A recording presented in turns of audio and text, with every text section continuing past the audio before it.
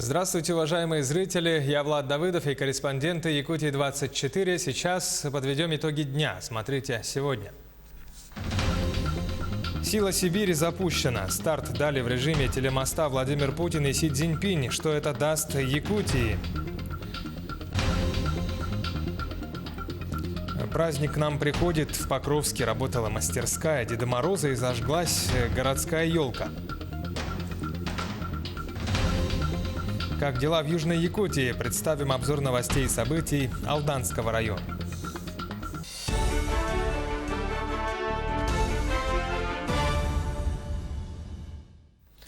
Старт запуску газопровода «Сила Сибири» в режиме телемоста дали президент России Владимир Путин и председатель Китайской Народной Республики Си Цзиньпинь. Запуск этого проекта позволит попутно газифицировать Ленский, Алекминский, Нюрбинский и Алданский районы Якутии. Сейчас выполняется проектирование, чтобы газифицировать 30 населенных пунктов. Запуск объекта – это также новые рабочие места для специалистов регионов в «Газпроме». Более 2000 человек будут задействованы на этих объектах. Кнопку запуска топлива нажали сегодня, 2 декабря, в 11 часов по якутскому времени. С запуском газопровода Якутия становится нефтегазовым добывающим субъектом России. Церемония ввода в эксплуатацию газопровода из России в Китай по восточному маршруту завершена. Благодарим за внимание. Поздравляю. Большое спасибо.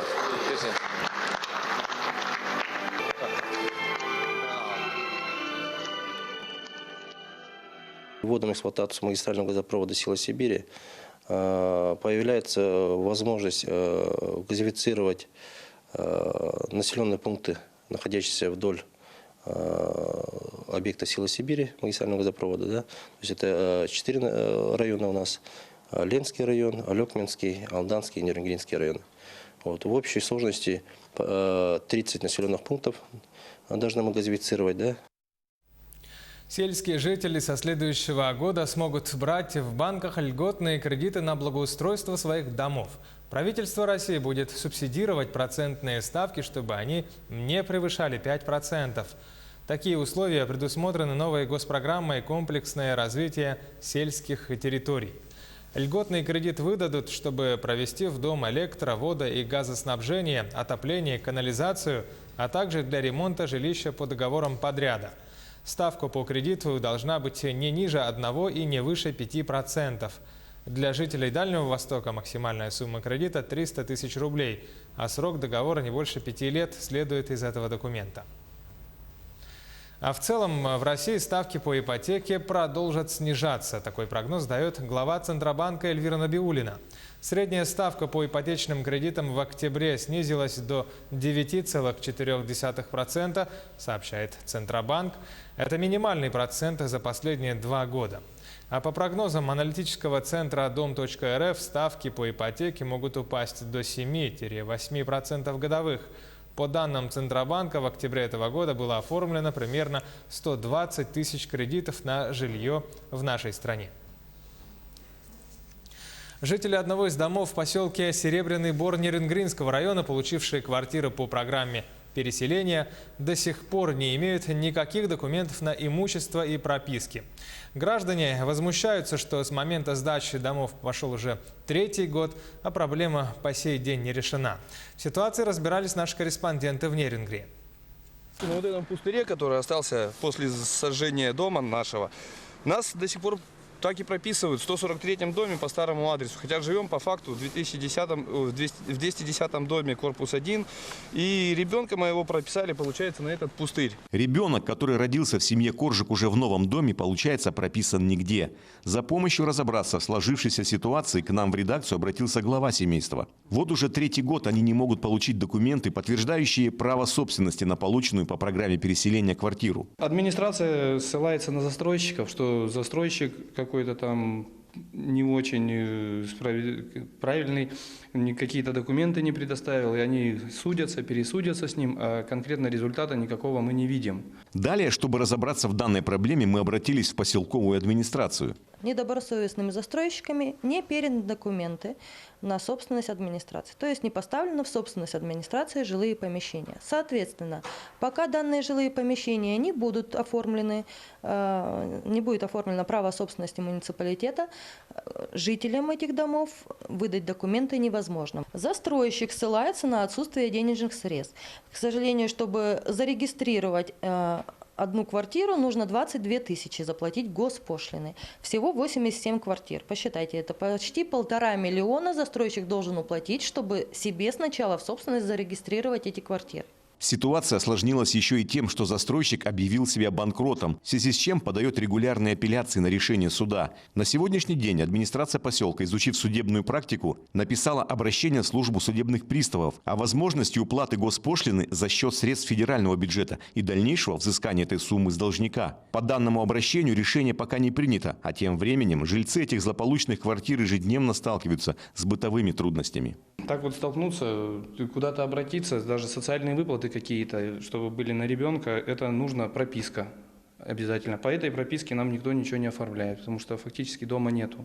Его уже сняли, я так понимаю, с баланса, с реестра. А тем временем жителям поселка остается уповать на то, что их обращение на наш телеканал даст свои плоды. Ну а мы, в свою очередь, будем следить за развитием событий и надеяться на наше правосудие. Сергей Козюров, Вадим Барашков, Нерюнгри. Жители Мирного уже не первый год жалуются на общественный транспорт. Со слов горожан, ждать приходится иногда по часу, а то и больше. Репортаж Марфирины Алексеевой. Проблема с недостатком автобусов беспокоит горожан уже на протяжении нескольких лет. А зимой, когда температура воздуха доходит до минус 40 градусов, стоять остановок становится невозможно. На данный момент по городу курируют всего 4 автобуса. Это по одному на каждый маршрут. Сейчас это самое мало, то бывает и больше. По времени ходят ни хрена. Стоим же по полчаса, по 2 часа стоим. Я живу на геологов. Работа у меня в центре, по Тихоновой. Надо очень долго добираться. Они обслуживаются очень плохо. Грязные автобусы, холодные. По расписанию 3 единицы ходят каждые 15 минут. 2 троечки каждые полчаса, 2 двоечки. Она по факту ходит по одному раз в час.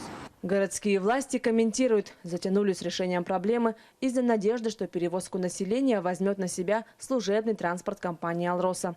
А для компании такой вариант оказался убыточным. Поэтому осенью этого года район выделил 7 миллионов рублей на приобретение новых автобусов. На данный момент независимый эксперт со специалистами Мирнинского пассажирского предприятия находится в городе Владивосток. Принимают 2 новых автобуса. Хотя бюджет у нас, конечно же, недостаточен для решения всех существующих на сегодняшний день проблем, но мы постараемся предусмотреть в бюджете также приобретение еще 2 автобусов, но уже в 2020 году.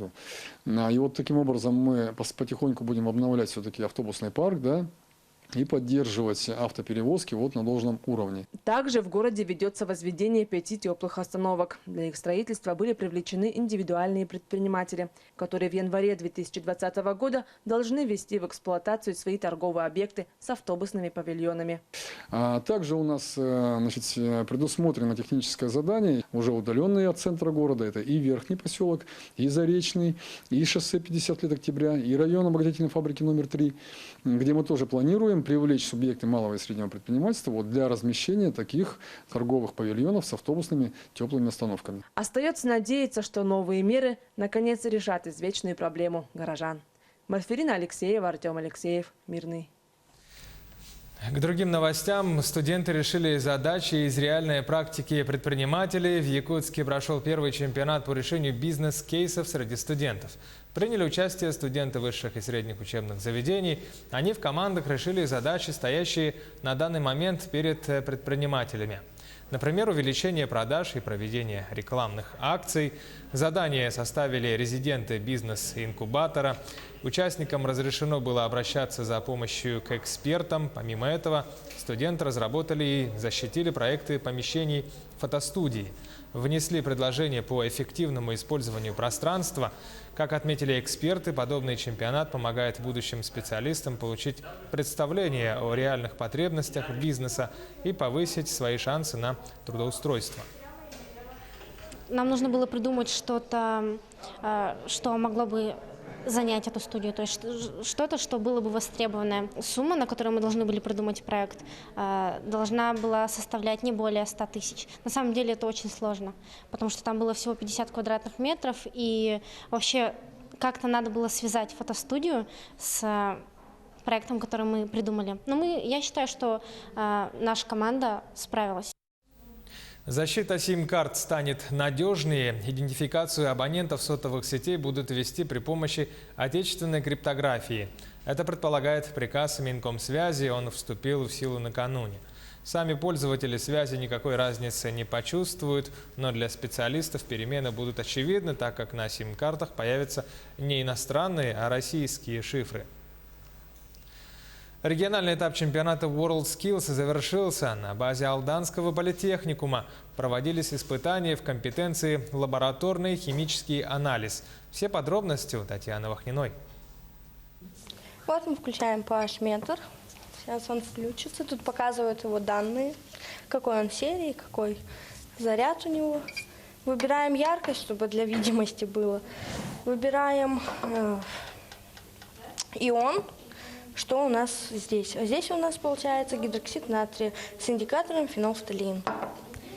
Так в лаборатории Алданского политехникума начиналась подготовка к региональному этапу чемпионата WorldSkills в компетенции лабораторный химический анализ. В данной компетенции профессиональных соревнований знаниями и навыками померились 5 студентов, будущих экологов. Это ребята из Алданского, Мирнинского и Верхневилюйского районов. В принципе, такие же задания, они, скажем, однотипные.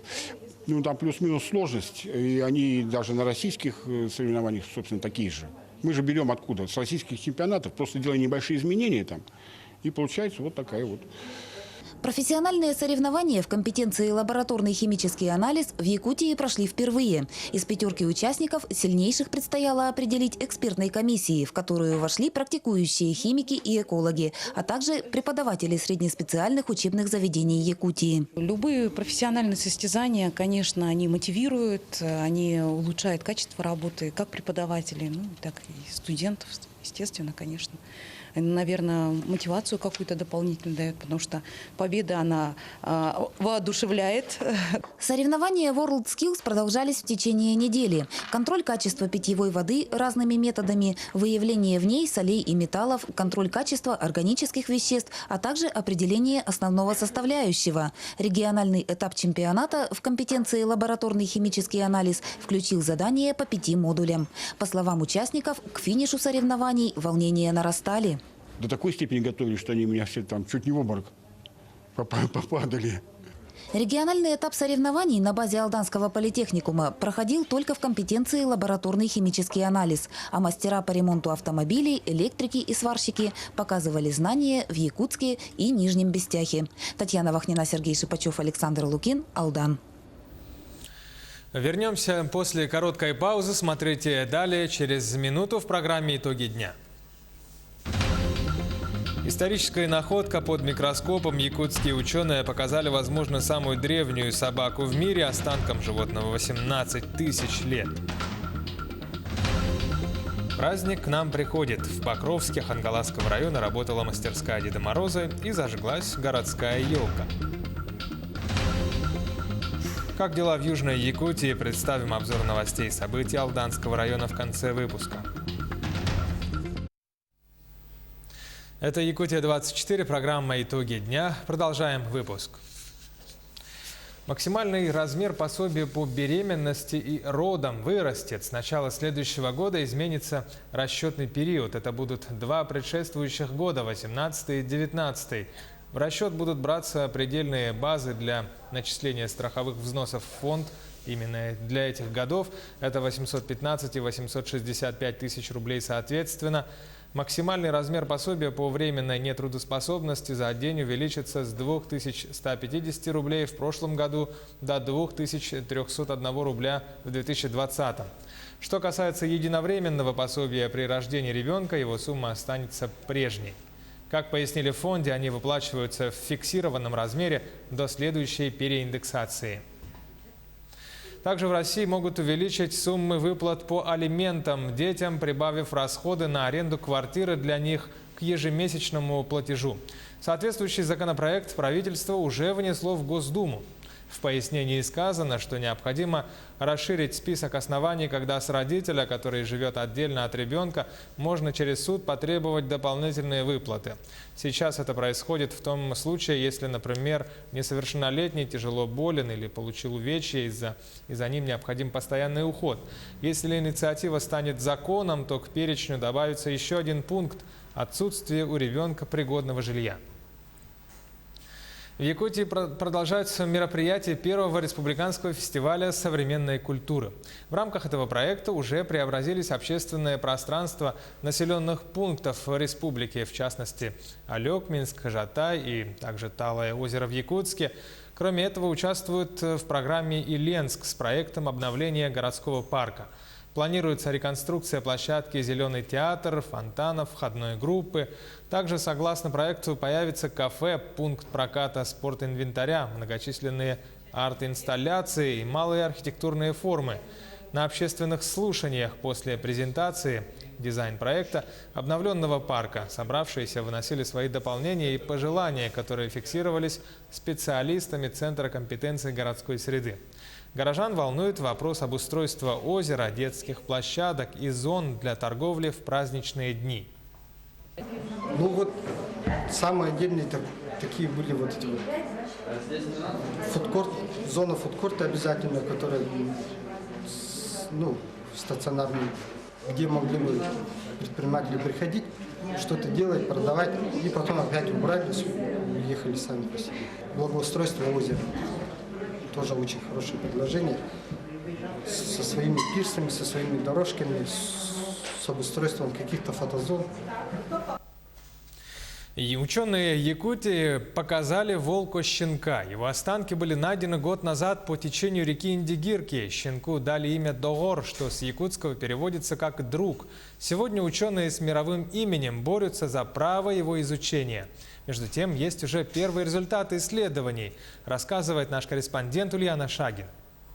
Это уже третий по счету щенок, найденный на территории Якутии. Первые два щенка были обнаружены в 2011 и 2015 годах. Их возраст уже доказан, более 12 тысяч лет. Ну а этот щенок, если ученые смогут его изучить и вывести какие-то конкретные данные, сможет стать настоящей научной сенсацией и, возможно, станет самой древней собакой в мире. Первые два щенка были найдены неподалеку от села Тумат Устьянского района и получили прозвище туматских щенков.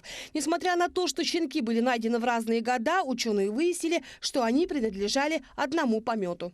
Наши две находки, туматские собаки, находки музея Мамонта 2011 и 2015 года, там ясно видно, что они были придавлены земельным оползнем. То есть характер и положение тела было однозначно говорило о том, что они были действительно придавлены земляным оползнем. А тут сказать очень сложно. Уж больно характерная такая достаточно спокойная поза у него. Догор отлично сохранился. Для животного, которому 18 тысяч лет, четко просматриваются и усы, и ресницы. Можно увидеть молочные зубы и бархатный носик. Каркас ребер от анатомической последовательности говорит о том, что, возможно, у него сохранились внутренние органы. И мы, препарируя его, можем узнать, чем же питалось это животное. Было ли оно, голодало ли, было ли упитанным. И внутренние органы, сердце, почки, мы все это будем просматривать и изучать в ходе аутопсии. Это вот вскрытие. Сегодня волка-щенок Догор принадлежит частному музею «Северный мир». Именно им в дар была отдана древняя находка. Исследователь, который имеет лицензию на поиски палеонтологического материала, костей. Вот. Обходя свой участок, он обнаружил в земле кусок льда с землей и грязью. Ну и там проглядывался мордочка, лапка. Он подумал, что это такое, и решил взять, сохранить. И отправил нам в Якутии, в Якутск. Исследованием волкощенка занимаются ученые СВФУ совместно со шведским центром палеонтологии, которые могут похвастаться отличной базой ДНК псовых животных. Но и главный вопрос, который сегодня волнует весь научный мир: к какому семейству все-таки относится щенок – волчьему или собачьему? На этот вопрос пока ученые не смогли найти ответ. Между тем, если все-таки получится доказать, что Дагор все-таки собака, он станет настоящей мировой сенсацией и самой древней собакой, найденной на территории России. Ульяна Шагина, Григорий Николаев, Якутск. Национальная вещательная компания «Саха» проводит предновогоднюю акцию. Для участия необходимо получить магнит «Харысхал» с пожеланиями благополучия, счастья и здоровья на Новый год. Их можно приобрести на первом этаже здания НВК «Саха» и в ТРК «Туймада». По купонам будут разыграны ценные призы, в том числе трактор «Синтай» и 2 автомобиля Hyundai Solaris. Итоги акции подведут 31 декабря в прямом эфире НВК «Саха». В первый день декабря в Покровске Хангаласского района работала мастерская Деда Мороза, а также зажгла свои огни городская елка. Сюжет Виолетты Засимовой. Мастерская Деда Мороза – это творческий проект Покровского центра культуры, состоящий из 3 мастер-классов для взрослых и детей. Сделать необычную картину в новогодней или в любой другой тематике можно было на мастер-классе по стринг-арту.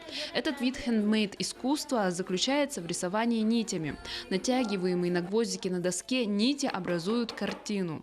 Стринг-арт очень популярен в настоящее время и несет с собой не только эстетику, но и развивает моторику, усидчивость и внимательность. Для участия в мастер-классе требовалось принести с собой молоток, остальные материалы предоставлялись на месте. А что у тебя за фигура? Единорог. А почему единорога выбрала? Потому что они красивые. А что ты будешь делать потом с картиной? Папе дарить. С Новым годом! Рисование нитями заинтересовало не только детей, но и взрослых. Но самая сложная часть какая? Вот натягивание нитки.